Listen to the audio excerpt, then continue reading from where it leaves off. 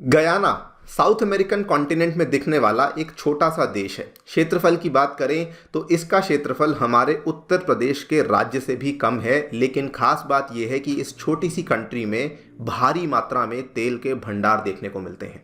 इसी के चलते भारत सरकार के द्वारा आज से 2 महीने पहले इस कंट्री के साथ एक लॉन्ग टर्म ऑयल कॉन्ट्रैक्ट को साइन किया गया था, जिसको लेकर हमने एक सेपरेट वीडियो भी बनाई थी, जिसको अगर आपने नहीं देखा है तो ज़रूर देखिएगा।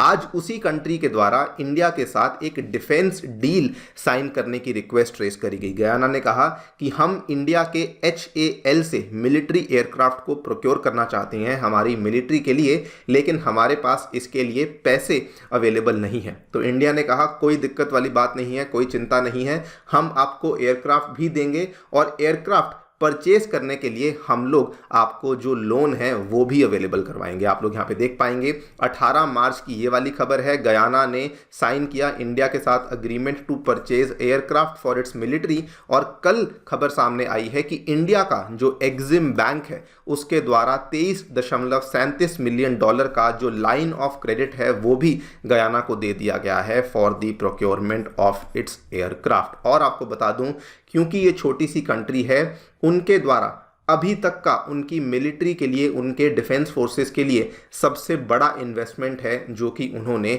इस डील के माध्यम से किया है। दैट इज $23 मिलियन डील उनकी मिलिट्री के लिए ये अभी तक का सबसे बड़ा इन्वेस्टमेंट माना जा रहा है। बात करेंगे इसी डील के बारे में, बात करेंगे कि गयाना को ये जो मिलिट्री एयरक्राफ्ट हैं इसकी ज़रूरत क्यों पड़ी, एंड ऑल्सो समझेंगे कि इंडिया को इससे क्या फ़ायदा मिलता है, इंडिया का जो डिफेंस एक्सपोर्ट्स हैं उसमें हमें क्या फ़ायदा मिलता है। आइए शुरू करते हैं दोस्तों मेरे साथ। मेरा नाम है अनिरुद्ध। यदि आप लोग हमें फॉलो करना चाहते हैं, हमारे लेक्चर्स के अपडेट्स को प्राप्त करना चाहते हैं, तो यहाँ पर दिए गए टेलीग्राम चैनल्स के माध्यम से ऐसा कर सकते हैं। आगे बढ़ने से पहले दोस्तों बताना चाहूँगा कि हमारे अनअकैडमी के जो ऑफलाइन सेंटर्स हैं वो नई दिल्ली के करोल बाग में, मुखर्जी नगर में एंड इवन प्रयागराज में आ चुके हैं। करोल बाग सेंटर्स में जो नए बैचेस हैं वो 29 मार्च से शुरू होने वाले हैं। अगर आप इनमें से किसी भी कोर्स में एनरोल करना चाहते हैं जो कि 2025 या 26 के लिए कोर्सेज को डिज़ाइन किया गया है, तो आप लोग कर सकते हैं। प्रोसेस बहुत ही सिंपल है। डिस्क्रिप्शन में आपको एक बिटली लिंक दिया हुआ है जहां पर जाकर के आपको क्लिक करना है, मेरा नाम चूज करना है,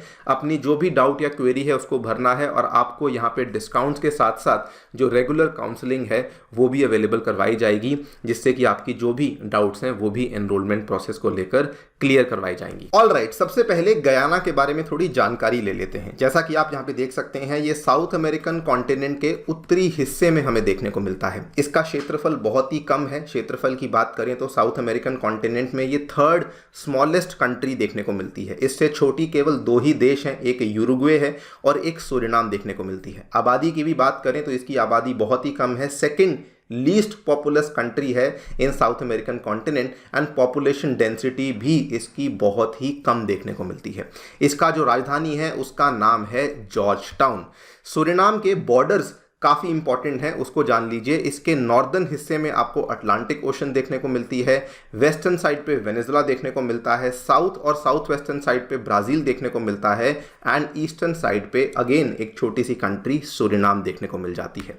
इसकी पॉलिटी की बात करें तो लंबे अरसे तक ये ब्रिटेन की कॉलोनी थी, और जस्ट रिसेंटली आज से 50 साल पहले के आसपास ये रिपब्लिक बनी थी। तब से इसका जो नया कॉन्स्टिट्यूशन है वो यहाँ पे अडॉप्ट किया गया है। इसकी सबसे खास बात जो कि हमारे लिए इंटरेस्टिंग बन जाती है वो है कि इसमें जो सबसे बड़ा ग्रुप हमें गयाना में देखने को मिलता है वो इंडियंस का है। Almost 40% of the population of Guyana is basically comprised of Indians, जो कि बहुत साल पहले यहाँ पे माइग्रेट कर गए थे। एंड पिछले साल गयाना के जो प्रेसिडेंट हैं मोहम्मद इरफान अली और इनके जो वाइस प्रेसिडेंट हैं भरत जागदेव, ये भारत के दौरे पर आए थे। जनवरी 2023 की बात है। उस टाइम पे इन्होंने हमारे HAL का जो कॉम्प्लेक्स है उसको विजिट भी किया था, और तभी कहा था कि हम लोग इंडिया से HAL से कुछ ना कुछ जो डॉर्नियर प्लेन्स हैं वो अक्वायर करना चाहते हैं। और आज हम लोग देख रहे हैं कि गयाना के द्वारा अपने उन प्लान्स को फाइनली पब्लिक किया गया है, that we want to purchase 2 HAL 228 planes from the Hindustan Aeronautics Limited. सबसे पहले आपको डॉर्नियर एयरक्राफ्ट के बारे में बता दूं, ये एक बहुत लंबे टाइम से सर्विस में आने वाला एयरक्राफ्ट है। इसको इंडियन एयरफोर्स, इंडियन नेवी और इवन हमारा जो कोस्ट गार्ड है वो भी काफ़ी लंबे टाइम से इस्तेमाल करता आ रहा है, और इसको हम लोग हमारी HAL खुद ही बनाती है और केवल इंडिया ही नहीं दुनिया भर के और भी कई सारे देशों में हम लोग इस एयरक्राफ्ट का एक्सपोर्ट करते रहते हैं। इंटरेस्टिंगली रिसेंटली मालदीव्स को भी हमने यही वाला जो एयरक्राफ्ट था वो उनके भी डिफेंस फोर्सेस को हमारे द्वारा एक्सपोर्ट किया गया था। नाउ गयाना को ये वाला एयरक्राफ्ट क्यों चाहिए, उसके पीछे 2 रीजंस हैं। जैसा कि मैंने आपको बताया, गयाना का जो कोस्ट है वो हमें काफ़ी अच्छा खासा कोस्ट देखने को मिल जाता है और इनका कोस्ट अटलांटिक ओशन में ओपन करता है। नाउ ये वाला जो एयरक्राफ्ट है ये बहुत जल्दी टेक ऑफ, बहुत जल्दी लैंडिंग कर सकता है और इसीलिए ये मेनली जो मैरीटाइम पेट्रोलिंग के लिए, समुद्र में गश्त के लिए इस एयरक्राफ्ट का इस्तेमाल किया जाता है। इसके अलावा मिलिट्री बेसिस में जैसे आपको जल्दी जल्दी ट्रूप्स की मूवमेंट करनी है, अंदर बाहर उनको इंटीरियर लोकेशन से बाहर की लोकेशंस में लेके जाना है, तो वहाँ पर भी ये काफ़ी हेल्पफुल साबित होता है। पहला कारण तो ये है। दूसरा कारण क्या है, पिछले 3-4 महीने से गयाना और वेनेजुला के बीच में एक टेरिटरी को लेकर डिस्प्यूट चल रहा है, तो that also might be the reason कि गयाना सडनली यहाँ पे अपनी डिफेंस फोर्सेस को और ज़्यादा मजबूत करना चाहता है। इसीलिए इन्होंने इतनी बड़ी डील को साइन किया है जो कि गयाना की मिलिट्री की अभी तक की सबसे बड़ी डील है। ये लोग बहुत ही पीसफुल सी कंट्री थी, लेकिन जब से वेनेजुला के साथ ये मुद्दा शुरू हुआ है तब से ये लोग भी अपनी मिलिट्री को और ज़्यादा स्ट्रेंथन करना चाहते हैं।